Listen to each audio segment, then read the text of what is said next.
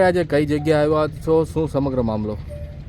હું આજે બંદરે રૂબરૂ મુલાકાત માટે આવેલો છે.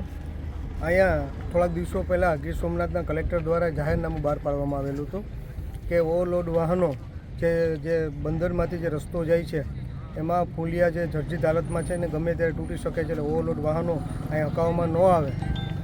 એટલે મેં કાલે પણ મિટિંગ હતી ત્યાં સાંજના સમયે કલેક્ટરના અધ્યક્ષસ્થાન નીચે. એ મિટિંગમાં પણ મેં કલેક્ટરને જાણ કરેલું કે ત્યાં કાળી કાકરી રેતી અને અલગ અલગ મટીરિયલ ભરેલા ઓવરલોડ વાહનો આવે છે અને જેનાથી પુલિયું તૂટી જાય અને કોઈનો પણ જીવ જઈ શકે છે. એટલે એમને મને કીધું કે હું એક્શન લઉં છું. ત્યારે હાજર પ્રાંત અધિકારી પણ હતા, એડિશનલ કલેક્ટર પણ હતા અને બધાના અધ્યક્ષસ્થાન નીચે આ મિટિંગ હતી ને એમને પણ તેમને જાણ કરી, છતાં પણ કોઈ એક્શન લેવામાં ન આવ્યું. એટલે આમ કલેક્ટરને કોઈ પણ આમ કલેક્ટર હોય છે તો તાત્કાલિક ધોરણે કોઈ ગરીબ માણસનું મકાન પાડવું હોય કે મસ્જિદ પાડવી હોય કે મંદિર પાડવું હોય કે કોઈ માછીમારોની બોટો તોડવી હોય કે માછીમારોને બંદર ઉપર તોડફોડ કરીને નુકસાન કરવું હોય તો તાત્કાલિક ધોરણે કલાકમાં પહોંચી જતા હોય છે અને પોતે રૂબરૂ પહોંચી જતા હોય છે. ને ત્યારે આટલા મોટા પાયે અહીંયા ટ્રકો પકડાણા છે, જે ઓવરલોડેડ છે, ઓવરલોડેડ ટ્રકો ભરેલા છે એ અહીંયા છે. આ ગોળા છે જે ઓવરલોડેડ છે અને અહીંયા ખાસ કરીને જે મટીરિયલ છે એ હલકી ગુણવત્તાવાળું છે. જે એમને સ્ટોકયાર્ડની મંજૂરી આપી છે એમાં રેતીની જગ્યાએ જે ડટ યુઝ થાય છે. અને જ્યાં સામે તમે જોઈ શકો તો ત્યાં લખ્યું છે, જ્યાં 10 mm કાકરીનું લખેલું છે ત્યાં 6 mm છે, જ્યાં 20 mm લખેલું છે ત્યાં 10 mm છે, જ્યાં 40 mm લખેલું છે ત્યાં 16 mm છે. એટલે આટલો મોટો ભ્રષ્ટાચાર થઈ રહ્યો છે. ત્યારે મેં કલેક્ટરને જાણ કરી કે આ રૂબરૂ આવો, પણ એ રૂબરૂ ન આવ્યા. પણ આવું કંઈ કોઈ મંદિર કે મસ્જિદ કે ગૌશાળા અથવા કે માછીમારોની બોટો તોડવી હોય કે બંદર ઉપર તોડફોડ કરવું હોય કે ગરીબ માણસની લારી રેકડી કે કોઈને ગરીબ માણસનું મકાન તોડવું હોય તો પોતા રૂબરૂ જતા હોય છે. ત્યારે આ કંપની દ્વારા RKCEC કંપની દ્વારા જે આટલું મોટું ભ્રષ્ટાચાર કેટલા સમયથી ચાલી રહ્યું છે, અવારનવાર મેં પત્ર લખ્યા છે, 1.5 વર્ષથી પત્ર લખું છું, એમને જાણ કરું છું, છતાં એક્શન લેવામાં નથી આવતી. આ ત્રીજી વાર અહીંયા ખનીજ ચોરી પકડાણી છે અને આટલા મોટા પાયે પકડાઈ છે અને મેં પોતે રૂબરૂ મુલાકાત અહીં લીધી છે. અને પોતે રૂબરૂ મુલાકાત લઈ અને આ બધું તંત્રને બોલાવી અને તંત્ર આવ્યું છે અને બધું એનું ધ્યાન દોર્યું છે અને તાત્કાલિક ધોરણે એક્શન લેવામાં આવે.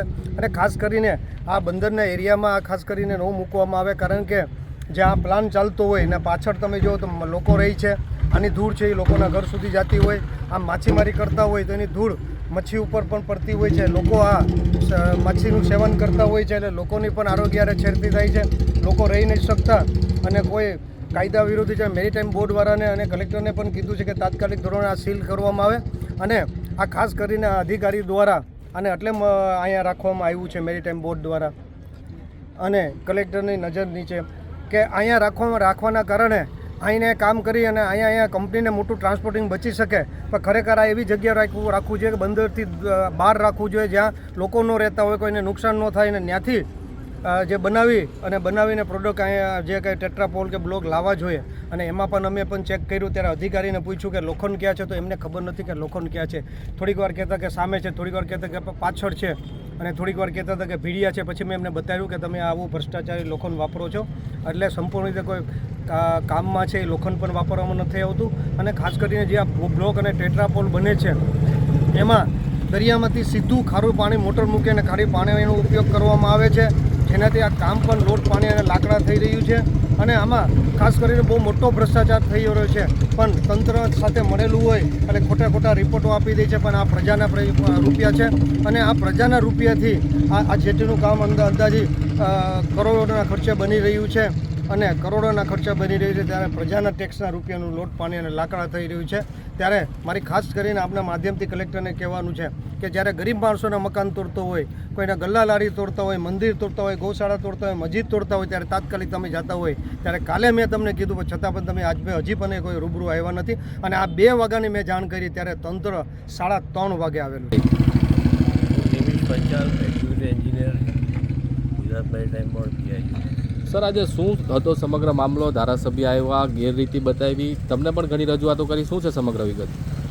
સાહેબને એવું કહેવું છે કે જે મટીરિયલ યુઝ થાય છે એ સાઇઝ પ્રમાણે બરાબર નથી, પણ અમારા બીએમસી દ્વારા એમને વેરીફાઈ કરાવવામાં આવ્યું કે દરેક વસ્તુ જે ટેન્ડરમાં એગ્રીમેન્ટની જે પ્રોવિઝન છે એ પ્રમાણે જ ઉપયોગમાં થાય છે અને એના રેગ્યુલર ટેસ્ટ કરાવવામાં આવીએ છીએ અને ઈચ્છો તો એ ટેસ્ટની નકલો અમે આપવા તૈયાર છીએ. ભારે વાહનો પસાર થાય છે તે બાબતે પણ રજૂઆતો આવી, ઘણી રોયલ્ટી ચોરીની પણ રજૂઆતો આવી, તે બાબતે શું કહેશો?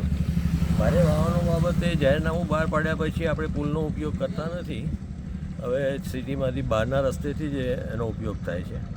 સીધું દરિયાનો ખારું પાણી ઉપયોગમાં લેવાય છે તેવો પણ ધારાસભ્યોનો આક્ષેપ છે. ના, ખારા પાણીનો બિલકુલ ઉપયોગ થતો નથી.